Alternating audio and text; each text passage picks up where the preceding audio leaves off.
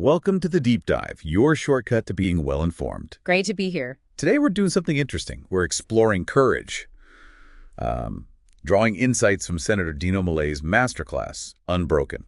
That's right. And our mission really is to dig into what he suggests true courage is. Yeah, what it costs, and maybe most importantly, how you can actually sustain it.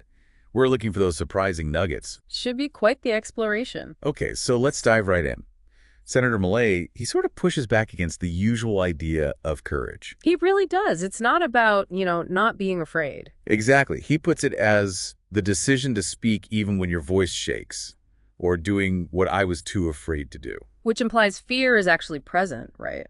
Courage is the action you take despite it. It's a conscious choice then, not a state of being fearless. And what's fascinating, I think, is what he says courage gets you, or rather, what it doesn't get you. Right, you'd think it makes you popular, maybe. A hero. Well, that's the common idea. But he flat out says, courage doesn't make you popular. Courage makes you a target. Wow, that's quite counterintuitive. It is. He frames real courage as this quiet conviction. Something you hold on to, especially when nobody else is standing with you. So it's not for show, it's not performative? Not according to this source, no. It suggests real bravery often means facing backlash, not applause, conviction, even when it hurts. Okay, so if courage makes you a target, let's talk about those costs. This is where it gets, well, pretty intense in the source material. Yeah, the personal sacrifices he details are significant. He lists being arrested, tear-gassed, detained, humiliated. These aren't small things. No, absolutely not. And there's that really stark image he shares. Being handcuffed to a hospital bed under armed watch like a criminal. Just think about that. It really paints a picture of the potential price for, as he puts it, speaking truth to power. It's visceral. And connecting that back, it seems tied to this core belief he mentions. Ah, yes. The idea that I didn't enter the Senate to be comfortable. I came to be consequential. That's a powerful statement. It reframes the whole purpose of being in that position, doesn't it? Away from personal ease. Absolutely. It shifts it towards impact, whatever the personal fallout might be. And it kind of throws down a gauntlet, How so? Oh, well, it makes you ask yourself, maybe makes the listener ask, if you're not ready to lose something for what you believe in, then maybe you don't really believe it. Oof, that's a tough question to sit with. It really challenges the depth of our own convictions. Right.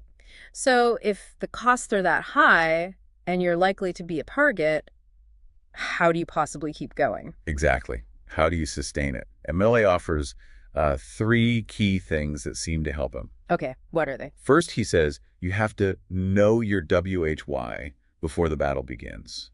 Like, have that purpose crystal clear from the start. The anchor, essentially. Yeah. Second, don't fight for attention, fight for results. Focus on the actual impact, not just being seen. So substance over style. Pretty much.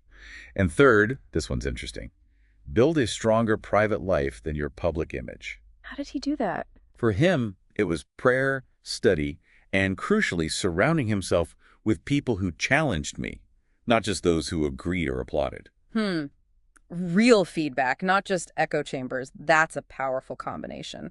Purpose, results focus, and inner resilience. So these strategies, they seem quite specific to his political context, but maybe not entirely. Well, that's the important question, isn't it? How universal are they? I mean, sure, the stakes might be different. Right. Not everyone's facing arrest for their beliefs. Hopefully not. But the core principles, knowing your why when you decide to speak up at work or in your community, that feels relevant. Focusing on making a real difference rather than just getting likes or attention. Definitely. And building that internal strength, finding genuine support, that applies anytime you feel, that silence just isn't an option anymore. So foundational principles for navigating difficult choices, really, regardless of the stage. Yeah.